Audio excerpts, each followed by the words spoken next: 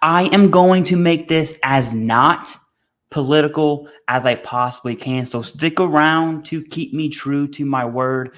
Now, we are going to strictly, and I mean strictly, look at policies that current Vice President Kamala Harris ran for in 2019 when she made a run for the president, and then compare those policies in 2019 to what happened during her time as VP under Biden for the last 4 years. Now, this is Kamala Harris's thought out plan, and it's structured in a way that is super easy to skim over. As always, I'm going to have this below in the pinned comment.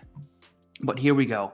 Kamala's promise to America's veterans and military families. You can see here September 7th, 2009, when she originally ran for president.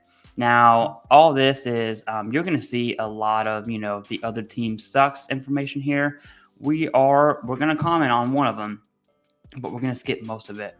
Everything in bold is pretty much what her plan is, okay? So by the end of Kamala's first term, meaning if she would have been president, the VA will expand access to healthcare and housing assistance available to veterans with other than honorable discharges. Now, we did see, I believe it was this year, we did see the VA put out information on bad character discharges. Now, she explains bad character discharge here. So veterans suffering from PTSD, TBI, that had, something in service happened. They got a OTH discharge, and now those can be upgraded. And it's pretty easy to do. At least that's what the VA is telling us. I believe that was this year, 2024. And then we have another one here. Kamala will end the bureaucratic games we make our veterans who are seeking VA services endure, and will instead establish a presumption of eligibility for these veterans who seek health care and housing. So there's an and statement in here. So this is two different things. We're gonna go back to that first one because that's wild. But the VA has made healthcare more available, which is weird, and I'll tell you why. And housing is more available for the homeless. That is a fact. Now, this first one up here, Kamala will end the bureaucratic games we make our veterans who are seeking VA services endure. I want your thoughts in the comments, okay? And I'm not going to bash Kamala or bash Biden or bash the VA. It's really the VA. But that is not true. Any veteran right now going through the process knows that's not true. Yes, you'll have your handful of veterans who submit their BDD. They get 100%, 15 days after they leave service. I'm so happy for them. But the veterans that are going to unwarranted CMP exams, veterans who are, they submit a fully developed claim and they have that CMP exam, not to mention waste, fraud, and abuse. That's another topic, though. The process is a bureaucratic game, right? I try not to use the word literally, but it is, you play the game or you don't. That's what it is. We make our veterans who are seeking VA services endure. So she knows that this is happening, and that has not changed at all, not even a little bit. Okay, scrolling down to more bold policies here. Kamala will further reform the VA to ensure the nation's second largest agency does better at delivering timely, accurate benefits. You know what? If you're still watching, scratch that first comment I asked you to comment on. Comment on this one. This is very straightforward. From health to education to disability. So we are talking about disability here specifically, to our nation's 20 million veterans. Kamala will, I'm going to read that again. Kamala will further reform the VA to ensure the nation's second largest agency does better at delivering timely, accurate benefits for disability. Education, burial too, but mainly disability. The answer is a no. And I know a lot of people are going to say PACT Act and 1 million claims. I think it's at 1.1 million claims now. It's probably at 1.2, to be honest with you. lots of healthcare with that. But delivering timely, accurate benefits, the good of the PACT Act, which the PACT Act is good, the good of the PACT Act does not overshadow literally everything else. The OIG, and I'm going to pin this below in the comments, the OIG posted a whole report on the VA had a 70% error rate, processing claim mistake, 74% for TDIU claims that were granted. But wait, there's more. 76% of denied TDIU claims had a processing error. So we're looking at 3 out of 4 times the VA is going to do their job incorrectly. And this says, does better at delivering timely and accurate benefits. I would disagree. Now, yes, there are lots of veterans, tons of veterans and disabilities that are being delivered in a timely manner, depending on, I guess, what your definition of timely is. I would say in about 6 months. Accurate, I don't really have the data in front of me. It's not as accurate. For instance, migraines coming back at 0% with the HLRs. If you have the data for all the high level reviews that were service connected, but given a lower rating, like migraine at 0%, and then a veteran submitted a higher level review, and then that rating went from 0 to 10, 30, or 50, you would know that the claim is not accurate. In fact, you don't even have to look at that specific. Just look at any higher level review that was granted, whether service connection or an increase or whatever we're talking about here, and then look at the timeline on HLRs, which take absolutely forever, especially with informal conferences. That's not true. And I know people are going to say the PACT Act thing again, but the PACT Act is good. It's awesome. It's a good thing. It's not the good does not outweigh the bad. Two things can be true at the same time. Okay, that's enough on that. I definitely want your thoughts on delivering timely, accurate benefits. I can go on and on, but I think I'll be crossing into the political realm there because that's going to make me mad. Okay.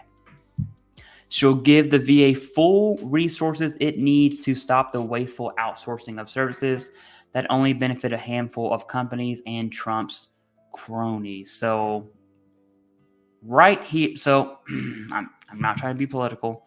What I think she's referring to, because it talks about full resources, I think she's referring to the Mission Act, which is essentially community care, and a ton of the budget. I believe it was reported that 1/3 of the VHA budget is for community care, which is privatized VA healthcare.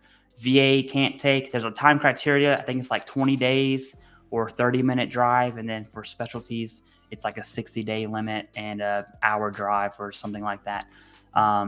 There's time limits on that. And if the veteran is past those time limits, they can have a community care appointment, which is a private doctor within the VA's network, which, I think that's a good thing. I don't like this connotation here. I wish it would just say Mission Act, so that way we can talk about it without getting a little political. I think subsidizing some of VHA with community care, so healthcare, is a good thing. I think making the whole thing private, probably not so much. Okay. Contracts, there's anytime money's involved, fraud's involved, wink, wink. But that's just my 2 cents on that. Now, it does also make me think of give the full resources to stop the wasteful outsourcing of services. Hello, CMP exams. I don't think that's what she's talking about here, because that's such a minuscule, it's a low-hanging fruit problem. I think if you're running for president, you're really thinking overarching, not necessarily CMP exams. All of those CMP exams are probably the most wasteful outsourcing and unwarranted exams for fully developed claims. And of course, reductions or reductions for veterans that are not needed. Okay, and Kamala will fight for resources needed to ensure no veteran sleeps on the streets in this country. There have been tons of movement from the VA over the last 2 years, the last year, in my opinion, looking at homeless veterans. I think everyone can agree on that one. Okay, that is true. Let's see. Kamala will ensure that as we support all members of the military community, we are including reservists and their families. This is particularly important before and after a deployment. Absolutely. Okay. Now, I don't know of any policy that is specific to care before and after the deployment, because it is reservists and guard as well, reserve guard and their families. I don't know of any policy that Biden-Harris has passed specific to reserve/guard and their families in regarding of before and after deployment. I could be wrong. All right. I absolutely could be wrong. I started doing this YouTube thing in 2022. So it's August of 2022, actually. So it's my 2-year mark. CIVDIV's 2-year birthday. Okay. Scrolling down here. If I'm wrong, let me know. That's not a big deal. Please educate us. I'll add it to the pinned comment. Kamala will fight for equal treatment for all who serve. Military service should be open to all qualified Americans. Service is about what you can do, not who you are or how you identify. Excuse me. Okay, so I want to watch my words here. They did this, right? We have LGBT, well, not even LGBTQ. It's mainly just transgender, which I'm not sure which piece of that transgender falls in, but that did get enacted. That's the point of the video, right? To see what got enacted or to see what policy happened and what policy didn't happen. Okay. Kamala will ensure service members and their families are supported in all parts of their service, including by providing more and better economic opportunities when they transition from service. So families are supported, including economic opportunities for families. Okay. I don't know of any policy decisions that have driven that. Now, the VFW does a ton of work. I'm not sure if that's a Biden-Harris thing. But again, I could be wrong on that. If I am, please let me know. Okay, she'll create new economic to military families. She'll preserve and protect GI Bill, expand it entrepreneurs. I mean, the huge law passed, but that wasn't really presidential. Okay. And she'll make sure that veterans and current military families are less vulnerable to scams. I will say this about Kamala Harris, excuse me. In her attorney general days, and you can hate her all you want, that's fine. Not political.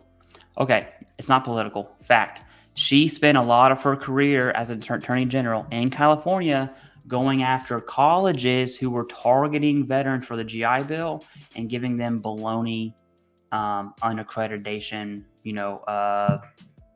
degrees or certificates.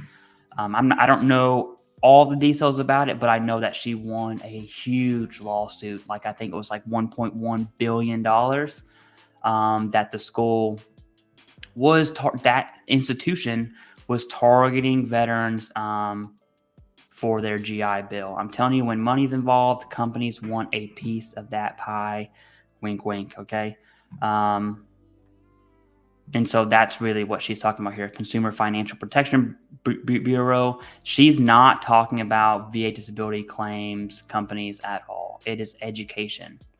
Okay. Justice Department to create interagency task force, protection, employment, protection. Okay.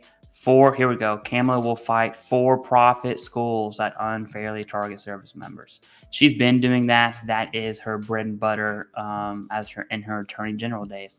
And that's it. That is Kamala's promise to America's veterans and military families. If you stayed till the end, seriously, thank you very much. I appreciate that. Watching these in full is always the best way to support the channel. If you join as a member, which you don't have to, if you join as a member, make sure you download Discord. We have a member-only Discord. Link your YouTube account to your Discord account. There's instructions in Discord once you join it. And it's essentially a live, it's 24/7 live Q&A in there every day. Any free time I have, if someone asks me a question, I hop in and give an answer as quick as I can. So yeah, to all the members out there, thank you very much. And that's all I got. Let me know your thoughts below.